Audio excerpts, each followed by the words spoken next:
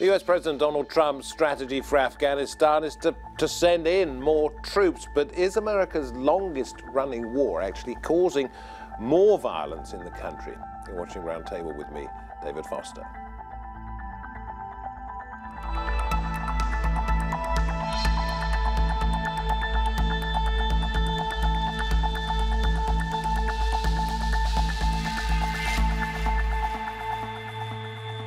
It was President Obama who began the process of pulling American troops out of Afghanistan. President Trump, though, has decided to push them back in. What does this mean to the country, the region, and the militant groups which operate there?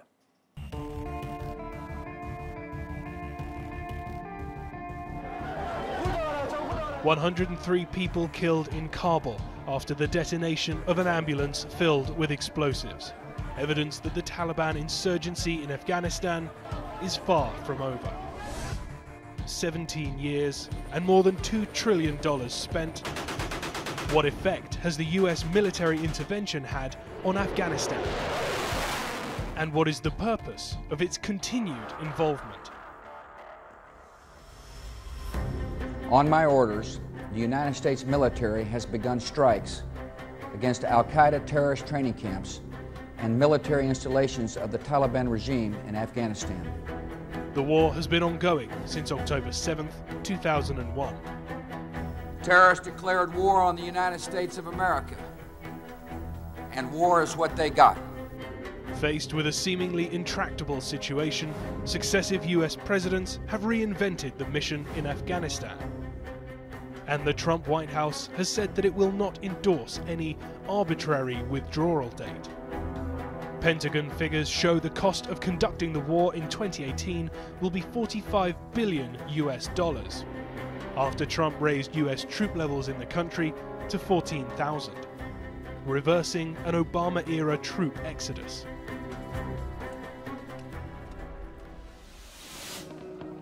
The nature of the conflict has changed since its inception.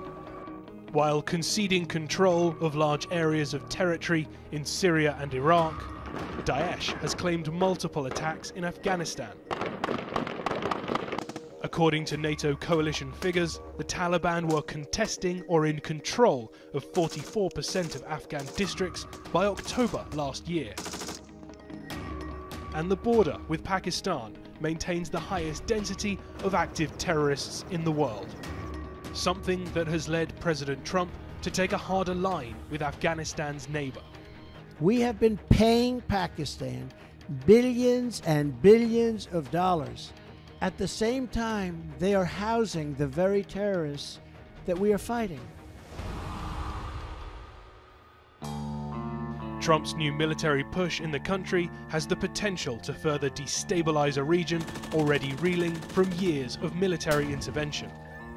And as America's longest war continues, Afghan civilians continue to suffer the fallout from yet another US administration unwilling to consider other approaches.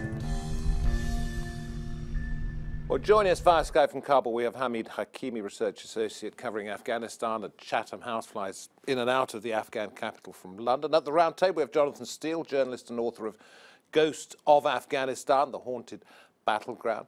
Pleased to say we have Zainab Hommam with us, Chief Exec of Afghan Action, and US political commentator Charlie Wolf, the former communication director of Republicans Abroad UK. Thank you all very much indeed. I can't believe we're having this conversation almost 17 years after it started. In your case, Jonathan, it goes back to when you first went in 1981 after the Soviet invasion. Let's go to Kabul first. Hamid, tell me whether you think things are a great deal worse now than they were in 2001/2002 when it all began, and then we'll work out where things have gone wrong, if they have. Hi. I think we're comparing. I think the comparison has to be qualified. The Afghanistan of 2001 or 2002 is greatly different to the Afghanistan of today, not least because of a transformation in demography, a generational shift. We have a higher literacy rate among people, more connectivity to the world, and obviously an interaction that came at the back of military intervention and civilian intervention from the international community. has given the Afghans a window to the outside world with growing diaspora in the. It's a bigger, country they're talking about demographically. Well, let me boil it otherwise. down. Let me boil it down a little bit if I can. In terms of security, do people feel more in danger now than they did in 2001, 2002? Yes. Yes. So short answer is yes. Yeah, no, yes. that's great. So we can debate now where it's gone wrong. Jonathan, you've been in and out for the last 37 years. Was anything ever going to work in Afghanistan? Well, it's foreign intervention that's caused the problem. Afghans are very nationalistic. They don't like foreigners coming into their country, whatever motives they claim to have, to bring peace, to bring security, to bring democracy, to bring women's rights, whatever. They are just basically seen as outsiders. And so there's always a huge nationalist element in the population that says we don't want the foreigners. And of course, it's since 1979, when the Russians came in, first of all, there have been foreign troops occupying the country one way or another. So was there anything that could have been done differently other than not going in? Well, actually, I think that the US should not have invaded in 2001. The Taliban, whatever you think of them in terms of human rights, were running 90% of the country until December 2001. It was at peace. The thing that most people, families want, basically is security, peace, no fighting. And they actually had that under the Taliban in 90% of the country. And George Bush, who we saw on the screen at the beginning of the program, made the fundamental mistake of defining the Taliban as terrorists, which they were not. They were a nationalist insurgency group. As I say, they were actually running most of the country at that stage. But they did do some pretty unpleasant things to the population. Public beheadings. There were public beheadings, but I mean, like with any dictatorship, if you keep yourself out of politics, you can live a normal life. It's only if you become a dissident that then you face punishment. I'm not saying that that is a great set of affairs. Okay, and stoning of women as well, and so on. Security is the paramount thing. But unwinnable.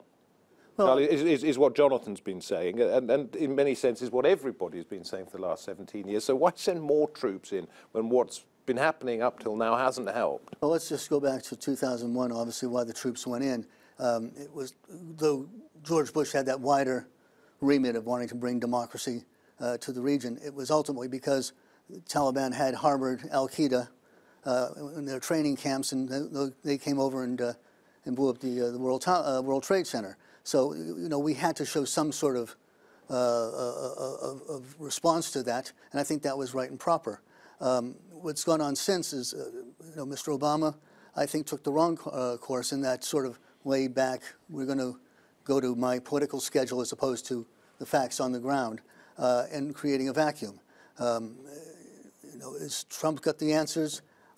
We'll have to wait and see. But what do you think he has? I mean, well, I would he's putting more troops into a situation in which troops haven't worked in the past. Well, I'd rather have more troops than less. I mean, even to get people to the diplomatic table, to speak to one another, as you were asking in the beginning, or the reporter was asking in the beginning, more often than not, has to be backed up with military force. That brings people to the table. But that military force will never be able to leave. It has to stay.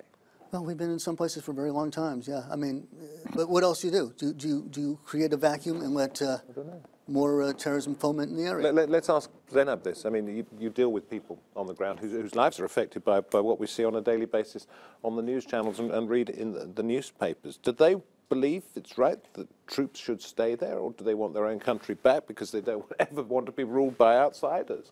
Because effectively they are being ruled by outsiders, even though there is, on paper, a democracy. I have to agree with Charlie in the sense that when the US came and invaded first in 2001, that was a step that Afghanistan much needed after the brutality of Taliban. One could say that Taliban were not probably terrorists at the time when they were in Afghanistan in power, but in the long term, their actions in Afghanistan proved those definitions of a terrorist group, whatever they did to Afghans throughout Afghanistan. In terms of going back to, sorry, the end of your question, second bit of your question, if you could repeat that. Oh, goodness gracious, I've forgotten. I was so fascinated listening to what you said. I mean, how do they feel that their lives have changed? Do they feel their lives are any better now than they were in 2001, 2002, or they just would like to say, look, leave us on our own? Yes, I'll put that into context of the charity organization that I'm in charge of and how that has affected us and our support for Afghans inside Afghanistan. From 2001 to 2012, our charity enjoyed so much funds, security in Afghanistan. I mean, I'm not saying it was the best, but it was definitely better than post-2012 to date. and we're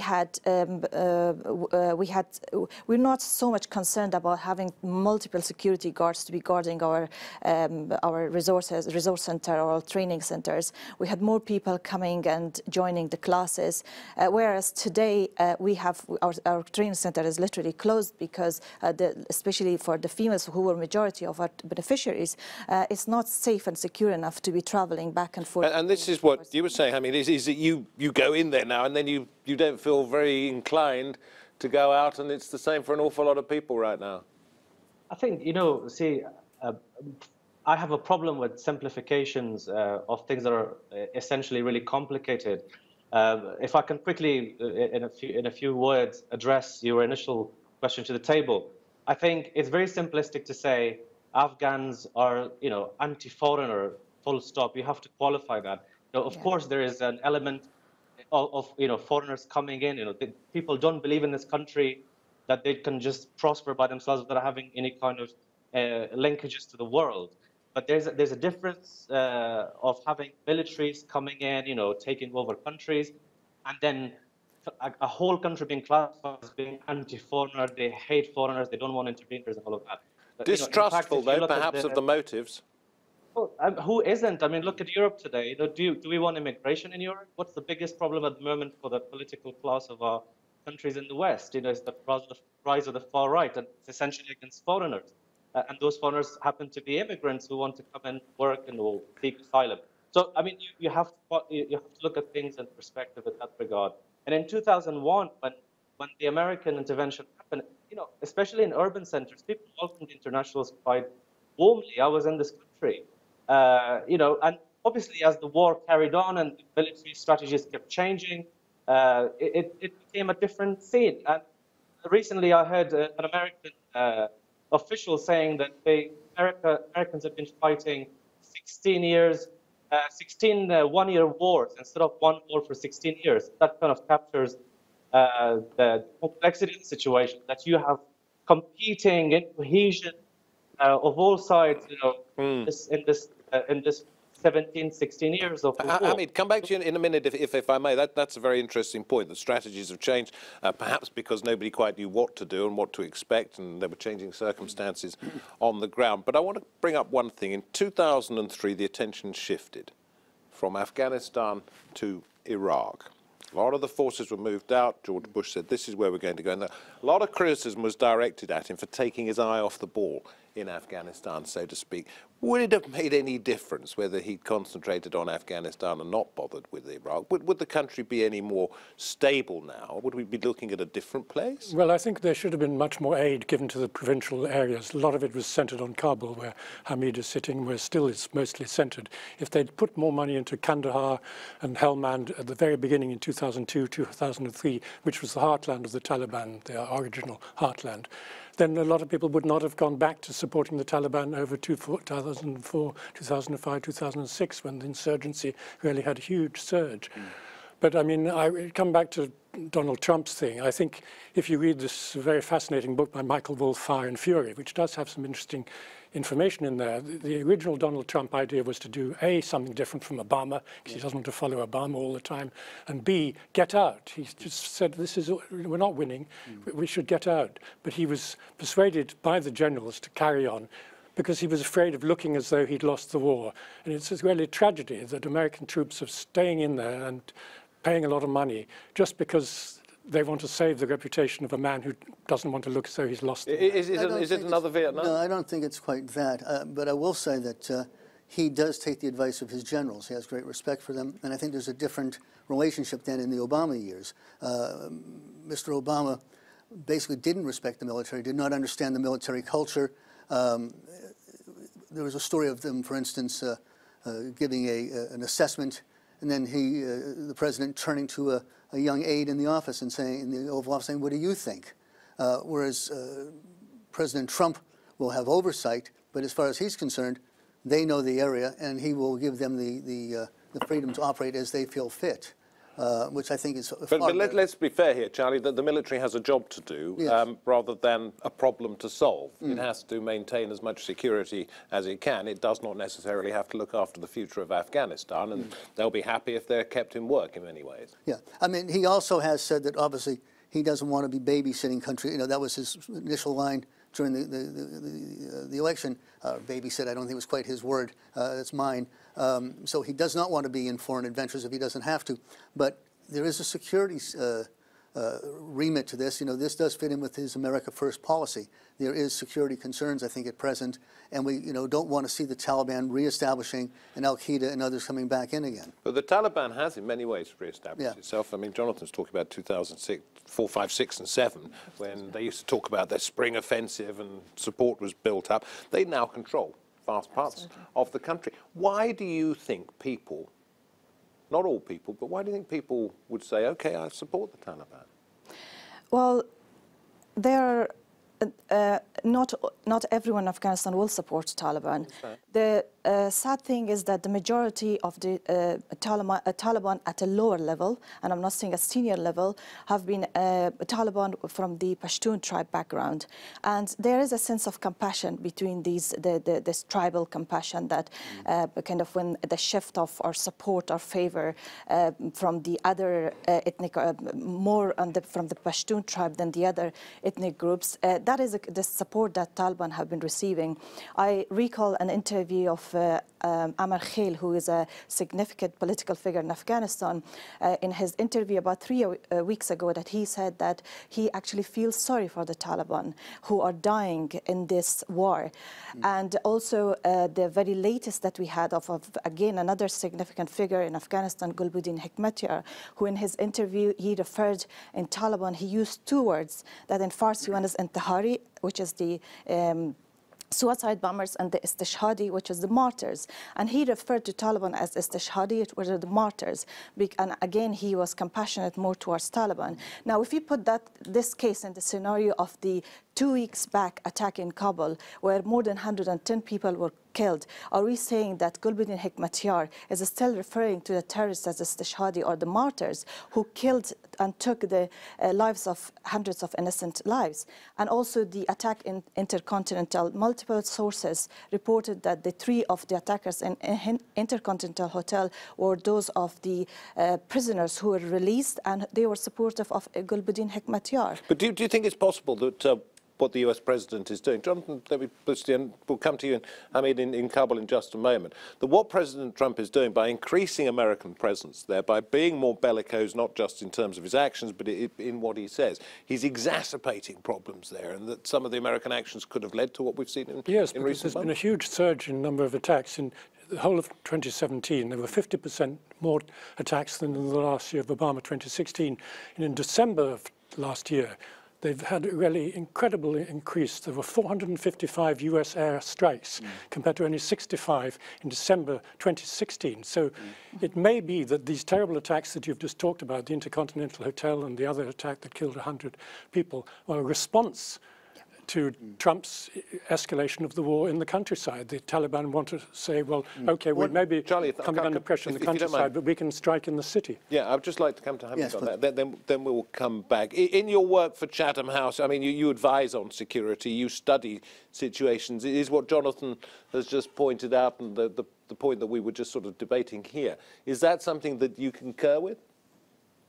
I think generally when people talk about the Taliban and from Western, with all due respect, from Western capitals, we are very speculative.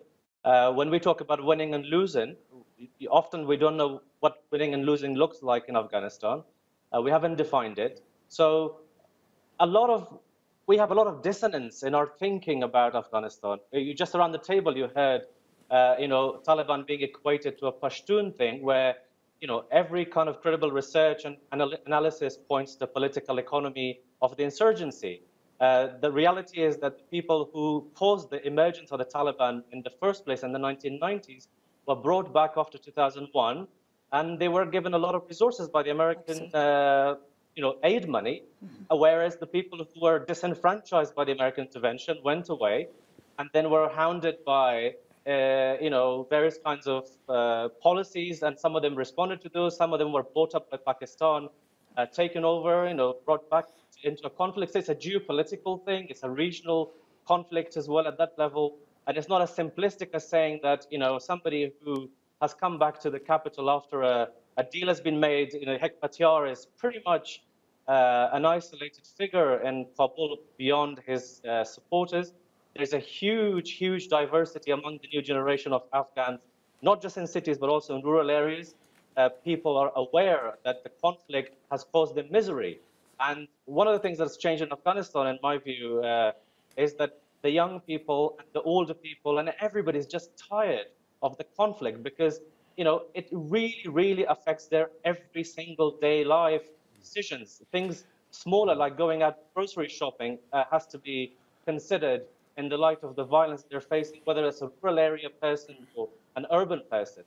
Charlie, we've got to sort of spread this around a little bit. I mean, if we make it's only a half-hour program. 16, 17 years after it all began for American involvement there, is it, as several of the headlines I've got in front of me here suggest, an unwinnable war?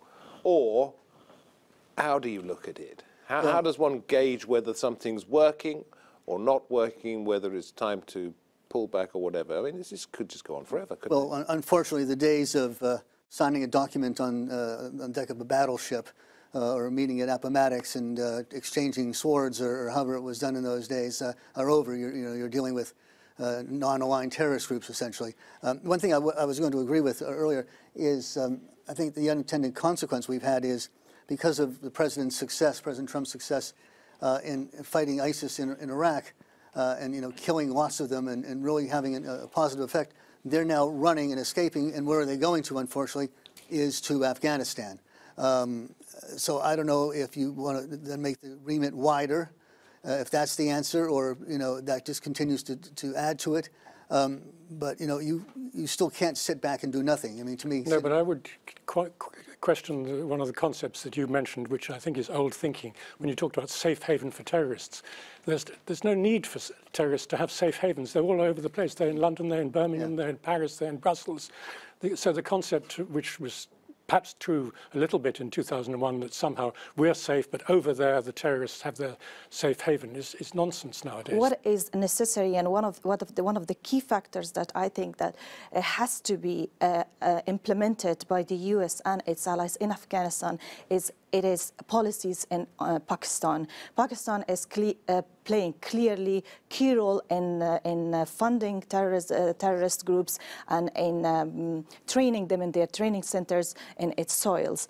And of course, Pakistan has got its objectives. Pakistan wants a weaker Afghanistan, sadly. And the reason it does that, because Afghanistan is supplying Pakistan's water, which is around, if I'm not wrong, 60 million cubic meters of water that goes from Afghanistan to Pakistan. Now, each cubic liter of water that goes to Pakistan is equivalent to $1. And all that water is given to Pakistan in return of nothing but the terrorist groups backstabbing in Afghanistan.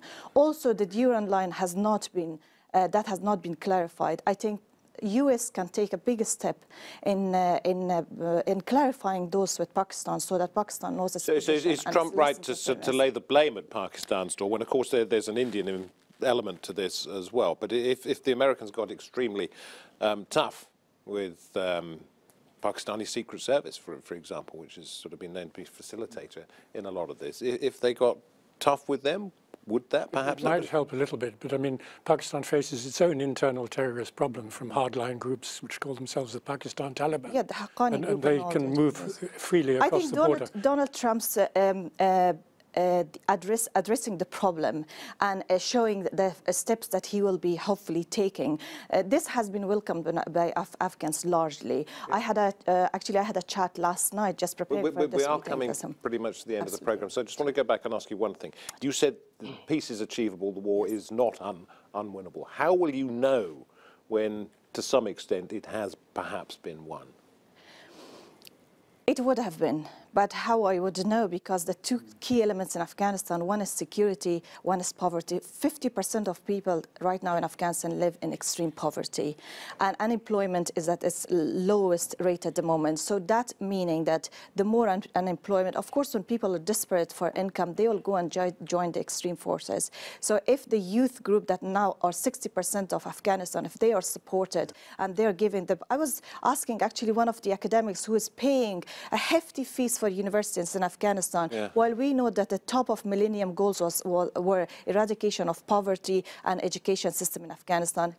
Afghanistan is not ready for paid universities and schools with hundreds of private schools in Afghanistan. People have to be educated enough to move forward and also help its allies in a I wish we could continue this conversation in a sense, because it's fascinating to talk to each one of you. I wish in a sense that we weren't continuing to have this conversation, because we've been talking about this on and off for the last 16, 17 years. Hamid, thank you very much in Kabul. Zainab, you talk about the youth of today being the ones in whose hands it will eventually be the fate of Afghanistan. Of course, the most worrying thing perhaps is that the youth of Afghanistan have known nothing other than conflict and war their entire lives. I don't see that changing in the near future. Thank you for watching Roundtable. Thank you for being part of it. From me, David Foster, and the team, I hope to have your company next time. Bye-bye for now.